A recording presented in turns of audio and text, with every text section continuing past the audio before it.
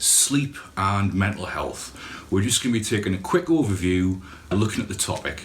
Now, this is something that's been affecting me at the moment, which is why I wanted to discuss it, and talking with other people who are suffering with various mental health problems, from depression and anxiety to people who have psychotic episodes.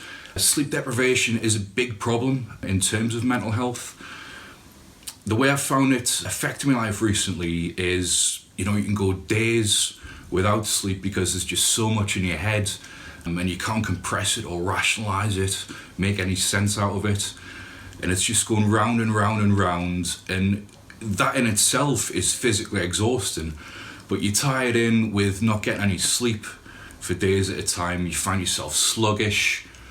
You can't remember stuff. You're looking for the right word. It's not a lot of fun. I have been applying some of these myself recently and have found them quite helpful into getting back into a routine, having a regular sleep pattern, and making sure you get enough sleep, because up to 50% of Britons are getting half an hour less sleep each night than they should be. That's everybody, not just people with mental health problems. You get negative thoughts, feelings of depression and anxiety, loneliness and isolation. When you're having a lack of sleep, you haven't got the energy to be mixing with other people.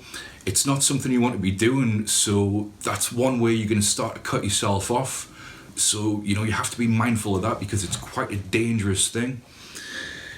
In extreme cases, psychotic episodes can be triggered by a lack of sleep.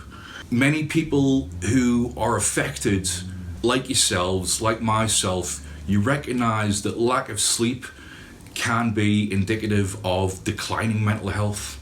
Now, a lack of sleep can increase adrenal and cortisol levels, which leads to overeating, attention and memory problems, causes people to become irritable and emotionally volatile. So you can see how it affects your physical health as well as your mental health. It starts off slow with lack of concentration, as I've said, irritability, lack of energy, not wanting to mix with people. You're less able to perform the tasks that you would normally take for granted. But over time, as the lack of sleep builds up, it's going to start affecting you on a physical level as well. And when your physical health is affected, your mental health goes downhill even more, as you'll know from previous experience. So it really is important to, get those 8 hours. And we're going to be having a look at that shortly, tips and ideas that may help you.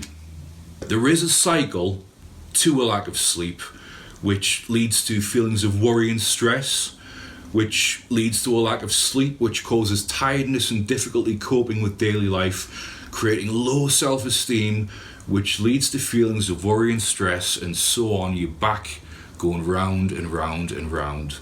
Alright, so we've got a list of 5 tips here which should help you. There should be at least one thing here which you can pick out and apply, and it's going to work. So first of all, it's establish a routine. Now, this involves going to bed at the same time every night, setting your alarm for the same time every morning, maybe having a little ritual before you go to sleep, certain things that you do. You brush your teeth, you get washed, maybe you read for half an hour before you put the lights off.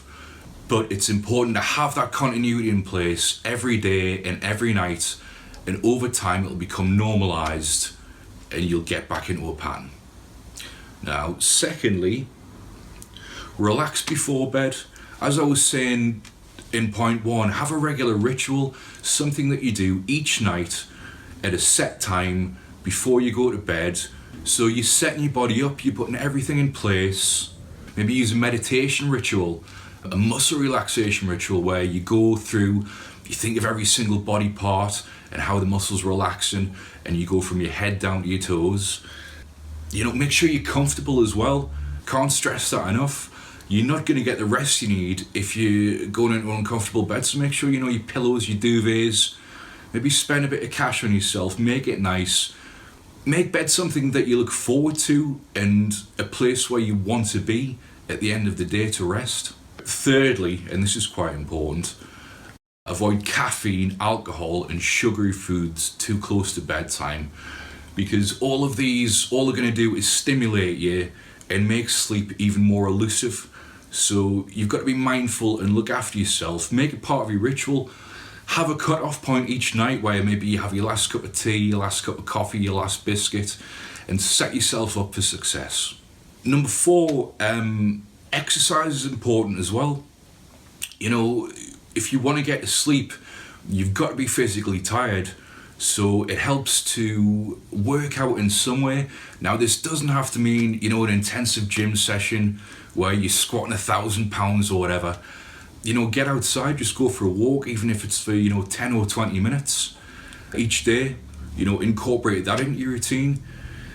If you're in a place where you're having trouble leaving the house because of your mental health problems, maybe you don't have a friend or a family member or an advocate who can get you out of the house, there is stuff you can do within the home.